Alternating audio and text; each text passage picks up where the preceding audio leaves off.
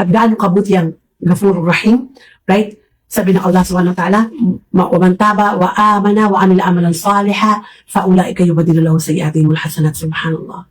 Ito talaga, this is one of my most beautiful ayah in the Holy Quran. Kasi dito ipinapakita ng Allah na wala talaga siyang pakialam kung ilan ang nagawa mong kasalanan, walang pakialam ang Allah kung ilang beses ka nagzina sa iba't ibang lalaki o iba't ibang babae, walang pakialam kung gaano kadaming riba, kung gaano kadami ang pinatay mo, kung gaano kalaswa ang mga pinagagagawa mo sa buhay mo, right?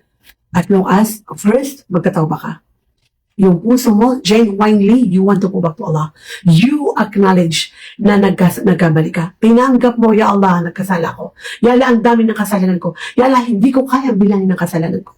Wa amana, at naniwala muli ang iyong puso. Asyhadu la ilaha illallah wa asyhadu anna Muhammadan abduhu wa rasuluh.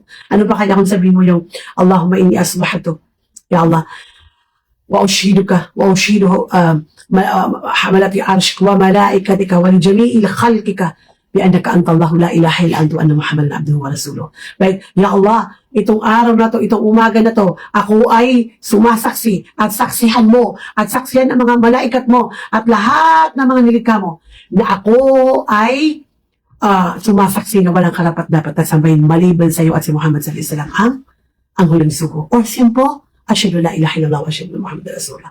Wa amila amalan salihan, at ang patunay na ikaw ay nagtauba at naniwalang muli pagkatapos mong gumawa ng isang katutak na kalaswaan at kasamaan, name it, kung ano man yung nagawa mong kasalanan at takulitan, wa amila amalan salihan, ikaw ay gumawa ng kabutihan. So start your salah. Maraming kabutihan at takulitan. Start your salah. From no salah, sige na, mag-abdas ka na, magsabayan ka, kahit isang beses lang. At namnamin mo ang baraka ng sujud. Namnamin mo ang baraka ng sujud. I-express mo ang lahat ng nararamdaman mo. Para, ano ba to?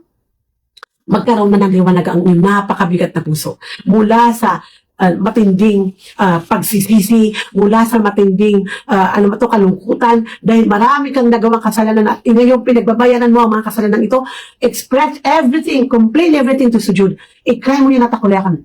Right? Iiyak mo yan. Dahil ang pinaka-powerful na luha sa balat ng lupa na kaya niyang patayin ang lumalagablab ng apoy na narakajanam ay isang patak ng luha na mula sa puso na nagtatauba. Hindi kayang patayin ng buong ocean ng dunya ang narakajanam. At kung iisipin mo, according to science, 78% of the world are composed of water at hindi niya kayang patayin ng Jahannam. Pero ang isang patak ng luha ng mga taong nagtatauba, isang patak lang, sabi ng Jibril alayhisalam sa Rasulullah sallallahu alaihi wasallam, kaya niyang patayin ang naraka-Jahannam. Only because you have this genuine na pagkatauba sa Allah subhanahu wa ta'ala. So ano yung patunay at takuliakan, gagawa ka ng kabutihan. So start your salah. Wag mo na isipin yung anong gagawin ko, magdidikir ba ako, magdudua ba ako, maghasada ka ba ako. No, start with your salah. Yan ang hindi ginawa ng syaitan, ang hindi magsujud. So pumunta ka ng siyar, mag-abdas ka, kung walang wakto, magsunda ka, at iiyak mo yan. Pinakadabes kung makapagtahajud ka, anak, doon mo iiyak.